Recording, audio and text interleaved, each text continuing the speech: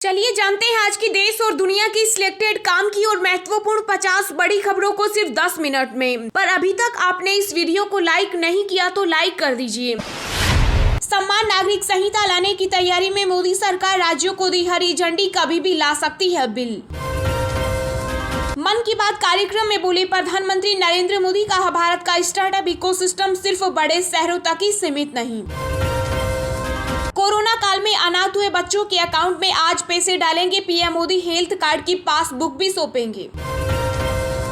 America बना भारत का सबसे बड़ा व्यापारिक भागीदार, 2021-22 में द्विपक्षीय व्यापार 119.42 अरब डॉलर पर।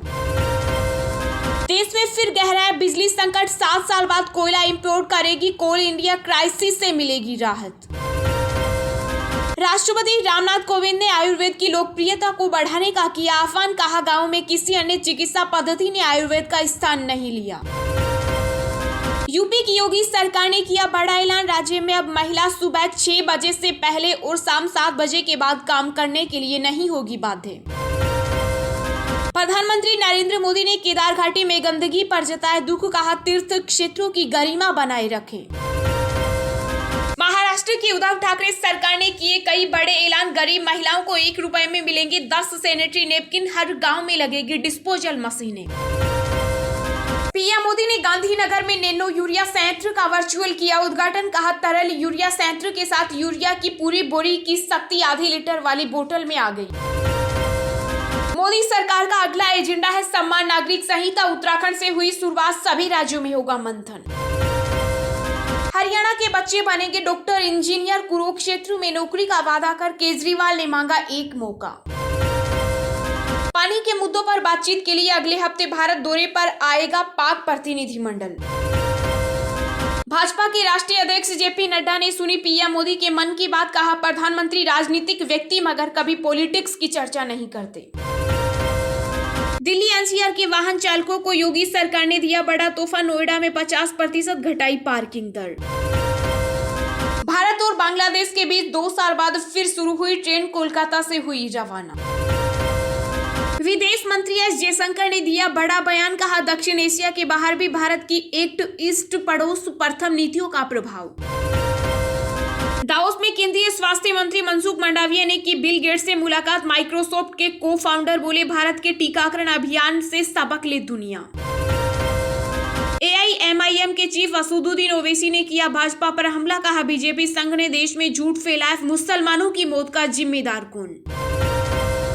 महाराष्ट्र के स्वास्थ्य मंत्री राजेश टोपे ने की अपील, कहा जिन जिलों में संक्रमण के मामले बढ़ रहे वहां लोग मास्क लगाएं। जून में पश्चिम बंगाल के दौरे पर आएंगे जेपी नड्डा, आपसी कलह से जूझ रही पार्टी को एकजुटता का देंगे मंत्र। भाजपा प्रदेश की कार्य समिति की बैठक में 2024 के लोकसभा चुनाव की तैयारी पर रहा जोर, यूपी के सीएम योगी ने एक बार फिर से 75 सीटें जीतने का बनाया लक्ष्य। दिल्ली एमसीडी ने कर्मचारियों के लिए जारी किया आदेश, अब लगातार 3 दिन एब्सेंट रहे तो नगर निगम के कर्मचारी पर होगी कार्रवाई। प्रधानमंत्री नरेंद्र मोदी की शिमला रैली के लिए भाजपा ने शुरू किया घर घर निमंत्रण अभियान। महाराष्ट्र में नए वेरिएंट और बढ़ते केसों ने बढ़ाई चिंता, सरकार ने दी मास्क पहनने की सलाह। बॉलीवुड एक्टर आयुष्मान खुराना ने हिंदी पर छिड़ी बहस पर दिया रिएक्शन, कहा यह देश अलग है, एक भाषा सामने नहीं रख सकते। मुश्ताक के कोवांग में मिला तारा एयरलाइन का लापता विमान, प्लेन में 4 भारतीयों समेत 22 लोग थे सवार। राजस्थान सरकार करवाएगी ग्रामीण ओलंपिक, 44,000 गांव और 27 लाख खिलाड़ी जुटेंगे, मुख्यमंत्री अशोक गहलोत रवाना करेंगे मसाल।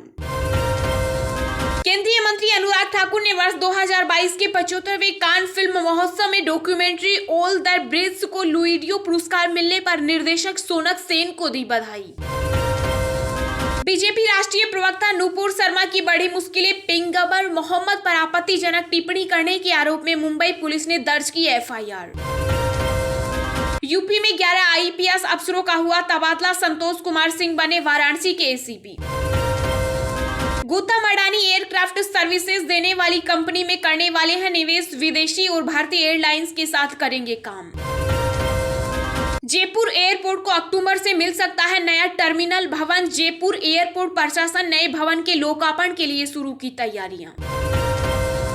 राज्यपाल धनखड़ ने शिक्षा की स्थिति को बताया चिंताजनक, कहा गैर कानूनी रूप से 25 वाइस चांसलर की हुई नियुक्ति। जमीयत उलमा-ए हिंद के सम्मेलन का हुआ समापन, आखिरी दिन मथुरा, कुतुब मीनार जैसे मुद्दों पर हुई चर्चा। झारखंड राज्यसभा चुनाव में गठबंधन से होगा एक ही उम्मीदवार, कांग्रेस अध्यक्ष से बातचीत के बाद बोले सीएम हेमंत सोरेन। कर्नाटक के सीएम बसवराज बोम्मई ने सिद्धरामैया पर किया पलटवार, कहा आप आर्य हैं या द्रविड़। बिहार के उद्योग मंत्री शाहनवाज ने किया प्रभात खबर ड्रीम होमा एक्सपो का उद्घाटन, सपनों का घर चुनने का मिला अवसर। भारत में एक बार फिर बढ़ रहे कोरोना के मामले, बीते 24 घंटों में सामने आए कोविड के 2828 नए केस, संक्रमण से 14 लोगों की मौत, एक्टिव केस हुए 17,087। पंजाब से विक्रमजीत सिंह साहनी को राज्यसभा भेजेगी आम आदमी पार्टी, माने जाते हैं भाजपा के मुखर समर्थक। हिमाचल प्रदेश की सरकार ने होमगार्ड को दिया बड़ा तोहफा, सीएम जयराम ठाकुर ने दैनिक मानदेय में बढ़ोतरी का किया ऐलान, 5000 जवानों को मिलेगा फायदा। झारखंड के सीएम हेमंत सोरेन ने ईडी की रेड से जोड़ा आर्यन खान का केस, कहा सेंट्रल एजेंसी की स्थिति से है हम परिचित। महाराष्ट्र में भाषण बीच में ही रोक, एआईएमआईएम सांसद ओवैसी और उनके साथियों ने नमाज पढ़ी, स्पीकर पर दिया जान। गोवा के सीएम प्रमोद सावंत ने दिया बड़ा बयान, कहा गोवा में धर्मांतर के आरोप में गिरफ्तार पादरी के खिलाफ पहले से कई मामले हैं दर्ज।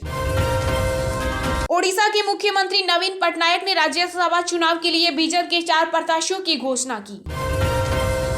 केरल में समय से पहले हुई मॉनसून एंट्री, आईएमडी ने जारी किया कई राज्यों में भारी बारिश का अलर्ट। गुजरात के डीजीपी आशीष भाटिया का कार्यकाल 8 महीने और बढ़ाया गया। कुत्ता प्रकरण में आईएएस दंपति के तबादले को मेनका गांधी ने गलत बताया। बीते सप्ताह सेंसेक्स की टॉप 10 में 7 कंपनियों का मार्केट कैप 1 करोड़ 16 लाख बढ़ा, एचडीएफसी बैंक को हुआ सबसे ज्यादा लाभ। चलिए अब जानते हैं जो आम आदमी के काम की और फायदेमंद खबरें हैं उनको विस्तार से। पर इससे पहले अभी तक आपने इस वीडियो को लाइक नहीं किया तो लाइक कर दीजिए। मन की बात कार्यक्रम में बोले प्रधानमंत्री नरेंद्र मोदी, कहा भारत का स्टार्टअप इकोसिस्टम सिर्फ बड़े शहरों तक ही सीमित नहीं। जी हां, प्रधानमंत्री नरेंद्र मोदी अपने मासिक रेडियो कार्यक्रम मन की बात के 89वें एपिसोड को संबोधित किया। पीएम मोदी ने कार्यक्रम को संबोधित करते हुए कहा कि कुछ दिन पहले देश ने ऐसी उपलब्धि हासिल की है जो हम सभी को प्रेरणा देती है, भारत के सामर्थ्य के प्रति हम सभी का विश्वास जगाती है। इस महीने 5 तारीख को देश में यूनिकॉर्न की संख्या 100 तक पहुँच गयी। आपको यह जानकर हैरानी होगी कि हमारे कुल यूनिकॉर्न में से 44 पिछले साल बने थे। इतना ही नहीं, इस वर्ष के 3-4 महीने में ही 14 और नए यूनिकॉर्न बन गए हैं। इसका मतलब है वैश्विक महामारी के दौर में भी हमारे स्टार्टअप धन और महत्व का सर्जन करने में सफल रहे। पीएम मोदी ने कहा कि आज भारत का स्टार्टअप इकोसिस्टम सिर्फ बड़े शहरों तक ही सीमित नहीं है, छोटे छोटे शहरों और कस्बों से भी उद्यमी सामने आ रहे हैं। इससे पता चलता है कि भारत में जिसके पास अच्छा आइडिया है वो धन बना सकता है। पीएम मोदी ने आगे कहा कि देवर गांव की चंपा देवी पिछले 3 साल अपने गांव की महिलाओं को कूड़ा प्रबंधन सिखा रही है। उन्होंने कई पेड़ भी लगाए हैं और अपनी मेहनत से एक हरा भरा वन तैयार किया। समान नागरिक संहिता लाने की तैयारी में मोदी सरकार, राज्यों को दी हरी झंडी, कभी भी ला सकती है बिल। जी हां, केंद्र सरकार ने देश के नागरिकों के लिए एक समान नागरिक संहिता कानून लाने के लिए तैयारी शुरू कर दी है। इस कानून का केंद्रीय बिल आने वाले समय में किसी भी समय संसद में पेश किया जा सकता है। परीक्षण के तौर पर उत्तराखंड में इस कानून के बनाने की कवायद शुरू की गई है, जिसमें एक कमेटी का गठन कर दिया गया। इस कमेटी के लिए ड्राफ्ट निर्देश बिंदु केंद्रीय कानून मंत्रालय ने दिए हैं। इससे साफ है कि कानून का ड्राफ्ट केंद्र सरकार के पास बना हुआ है। सरकार के उच्चतम सूत्रों के अनुसार राज्यों में बने नागरिक संहिता के कानूनों को बाद में केंद्रीय कानूनों में समाहित कर दिया जाएगा, क्योंकि एक समानता लाने के लिए कानून का केंद्रीय होना जरूरी है। राज्यों में यह कानून को परीक्षण के तौर पर बनवाया जा रहा है। यह पहला मौका है जब सरकार ने पहली बार इस कानून के लाने के बारे में इतनी स्पष्टता से कहा है। सूत्रों ने कहा कि यह कानून अवश्य आएगा, लेकिन कब और किस समय आएगा यही सवाल है। यूपी की योगी सरकार ने किया बड़ा ऐलान। राज्य में अब महिला 6 बजे से पहले और शाम 7 बजे के बाद काम करने के लिए नहीं होगी बाधें। जी हां, उत्तर प्रदेश की योगी आदित्यनाथ की सरकार ने एक बड़ा कदम उठाते हुए आदेश दिया है कि राज्य में किसी भी महिला कर्मी को उसकी लिखित सहमति के बिना सुबह 6 बजे से पहले और शाम 7 बजे के बाद काम करने के लिए बाध्य नहीं किया जाएगा। सरकार द्वारा जारी एक अधिसूचना के अनुसार यदि उपरोक्त घंटों के दौरान काम किया जाता है तो महिला कर्मचारियों को मुफ्त परिवहन, भोजन और पर्याप्त पर्यवेक्षण प्रदान किया जाना चाहिए। राज्यपाल द्वारा कारखाना अधिनियम 1948 की धारा के तहत घोषणा की गई है। इसके अतिरिक्त यूपी सरकार ने आदेश दिया है कि शाम 7 बजे से सुबह 6 बजे के बीच काम के दौरान 4 से कम महिला श्रमिकों को परिसर या किसी विशेष विभाग में काम करने की अनुमति नहीं दी जाएगी। नियोक्ता यह सुनिश्चित करेंगे कि कार्यस्थल के पास शौचालय, वॉशरूम, चेंजिंग रूम, पीने की सुविधा और रोशनी उपलब्ध हो। इसके अलावा नियोक्ताओं को महिला श्रमिकों के रोजगार के संबंध में उनके द्वारा प्रस्तावित व्यवस्था के लिए संबंधित क्षेत्र के कारखानों के निरीक्षक को सूचित करने के लिए कहा गया। योगी आदित्यनाथ की सरकार द्वारा इस तरह के सत्यापन के लिए अधिकतम 7 दिनों की अवधि दी गई है। महाराष्ट्र की उद्धव ठाकरे सरकार ने किए कई बड़े ऐलान। गरीब महिलाओं को 1 रुपए में मिलेगी 10 सैनिटरी नैपकिन, हर गांव में लगेगी डिस्पोजल मशीनें। जी हां, महाराष्ट्र सरकार ने गरीब महिलाओं को बेहद सस्ते दामों में सैनिटरी नैपकिन उपलब्ध कराने के लिए नई योजना शुरू करने का ऐलान किया। इसके तहत गरीबी रेखा से नीचे रहने वाली वर्ग की महिलाओं को महज 1 रुपए में 10 सैनिटरी नैपकिन दिए जाएंगे। इनके अलावा स्वयं सहायता समूहों से जुड़ी महिलाओं को भी ये नैपकिन सस्ते रेट पर मिलेंगे। राज्य के ग्रामीण विकास विभाग के मंत्री हसन मुशर्रफ ने कहा कि इसके लिए हर गांव में एक नैपकिन डिस्पोजल मशीन लगाई जाएगी। महाराष्ट्र की उद्धव ठाकरे सरकार का ये आदेश 15 अगस्त से लागू हो जाएगा। सरकार का दावा है कि इससे ग्रामीण इलाकों की 60 लाख से ज्यादा महिलाओं को फायदा होगा। ऐसे ही रोज दिन भर की ताजा खबरें पाने के लिए चैनल को अभी सब्सक्राइब करें।